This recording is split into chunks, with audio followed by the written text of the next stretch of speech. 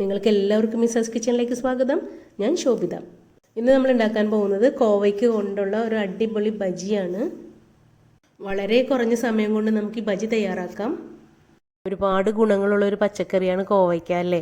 ഇതിൻ്റെ വേരിനും തണ്ടിനും ഇലയ്ക്കു പോലും ഒരുപാട് ഔഷധ ഗുണമുണ്ടെന്നാണ് പറയുന്നത്. പിന്നെ കീടങ്ങളൊന്നും അങ്ങനെ ഇതിനെ കാര്യമായിട്ട് അറ്റാക്ക് ചെയ്യാത്ത കാരണം നമുക്ക് അധികം കെയറിങ് ഒന്നും ഇതിനാവശ്യമില്ല. അതുകൊണ്ട് തന്നെ കീടനാശിനികളൊന്നും വല്ലാണ്ട് പ്രയോഗിക്കാത്ത ഒരു പച്ചക്കറിയാണിത്. ഇതിപ്പോൾ നമ്മുടെ പറമ്പിലൊരു മൂലയ്ക്കുണ്ടായ വേരിൽ നിന്ന് മുളച്ച തണ്ടാണിത്. വളമായിട്ട് കുറച്ച് ചാണകപ്പൊടി മാത്രമേ ഇട്ട് കൊടുത്തുള്ളൂ. അപ്പോൾ അതായത് കുറേ കായകളുണ്ടാകാൻ തുടങ്ങിയിട്ടുണ്ട്.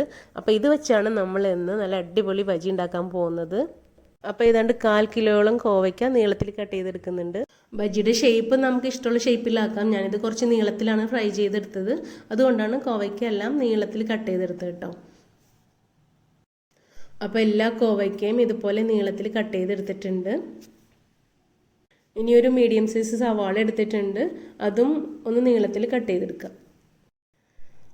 അപ്പോൾ സവാളയും സ്ലൈസ് ചെയ്തെടുത്തിട്ടുണ്ട്. ഇനി നമുക്കിതൊന്ന് ഒരു ബൗളിലേക്ക് മാറ്റാം.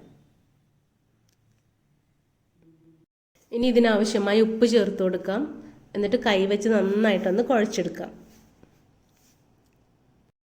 ഉപ്പിട്ടിട്ട് കൈ വെച്ച് ഇതുപോലെ നന്നായിട്ട് തിരുമുമ്പോൾ ഉപ്പൊക്കെ നന്നായിട്ട് ഇതിനകത്ത് പിടിച്ചോളും. എന്നിട്ട് നമുക്കൊരു 5 മിനിറ്റ് ഇതെടുത്ത് വയ്ക്കാം. ആ സമയത്ത് നമുക്ക് ഇഞ്ചിയും വെളുത്തുള്ളിയും നന്നാക്കിയെടുക്കാം. അപ്പോൾ ഒരു ചെറിയ കഷ്ണം ഇഞ്ചിയും ഒരു 3-4 അല്ലി വെളുത്തുള്ളി എടുത്തിട്ടുണ്ട്. ഇത് നന്നായിട്ടൊന്ന് ചതച്ചിട്ട് വരാം. ക്ലീൻ ചെയ്തിട്ടൊന്ന് ചതച്ചെടുക്കാം. നന്നായിട്ടൊന്ന് ചതച്ചോട്ടെ. ഇനി ഇഞ്ചി വെളുത്തുള്ളിയുടെ പേസ്റ്റ് ഉണ്ടെങ്കിൽ അത് ചേർത്താലും മതി. ഇതിനകത്തേക്ക് കുറച്ച് വേപ്പില ചേർത്ത് കൊടുക്കാം. ഒരു 4 ടേബിൾ സ്പൂൺ മൈദ ചേർത്ത് കൊടുക്കാം. ഒരു 1.5 ടേബിൾ സ്പൂൺ കോൺഫ്ലോർ ചേർത്ത് കൊടുക്കാം. ഒരു 3/4 ടീസ്പൂൺ മുളക് പൊടി ചേർത്ത് കൊടുക്കാം. എരിവുള്ള മുളക് പൊടിയാണ് ഞാൻ ഇവിടെ ചേർത്ത് കൊടുത്തത്. ഇനി ഇതിൽ വെള്ളമൊന്നും ചേർക്കേണ്ട ആവശ്യമില്ല. ഉപ്പ് നീരും പിന്നെ സവാളയുടെയും കോവയ്ക്കയുടെയൊക്കെ നീരിൽ ഇത് നന്നായിട്ട് മിക്സായി വന്നോളും. അപ്പോൾ ഇനി വെള്ളമൊന്നും ഒട്ടും ചേർക്കേണ്ട ആവശ്യമില്ല കേട്ടോ.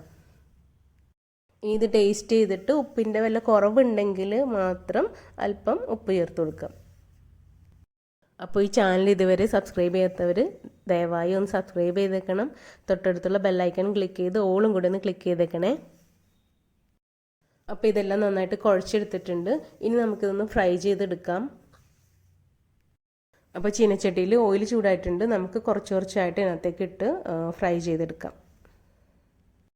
അപ്പോൾ ഫ്രൈ ചെയ്യുമ്പോൾ നമുക്ക് ഇഷ്ടമുള്ള ഷേപ്പിലിട്ട് ഫ്രൈ ചെയ്യാം. ഞാൻ കുറച്ച് നീളത്തിലിട്ടാണ് ഫ്രൈ ചെയ്തെടുത്തത്. കയ്യിൽ ഇതുപോലെ എടുത്തിട്ട് ഓയിലേക്ക് ഇടാം, അല്ലെങ്കിൽ നമുക്കൊരു സ്പൂണിൽ കോരിയിട്ട് കൊടുക്കാം. അപ്പോൾ സ്പൂണിലിട്ടപ്പം കുറച്ചും കൂടി ഈസി ആയിട്ട് നമുക്ക് ഈ ഷേപ്പിലിടാൻ പറ്റി.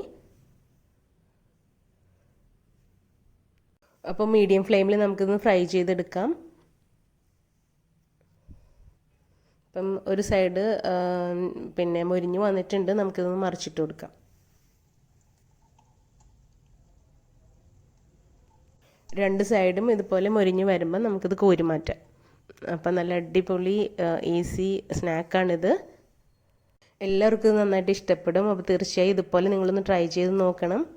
നിങ്ങളുടെ അഭിപ്രായങ്ങളും നിർദ്ദേശങ്ങളും എന്നെ കമൻറ്റ് ബോക്സിൽ അറിയിക്കണം. ഈ വീഡിയോ ഇഷ്ടമായാൽ ഇത് ലൈക്ക് ചെയ്യാനും ഷെയർ ചെയ്യാനും മറക്കരുത്. Thank you.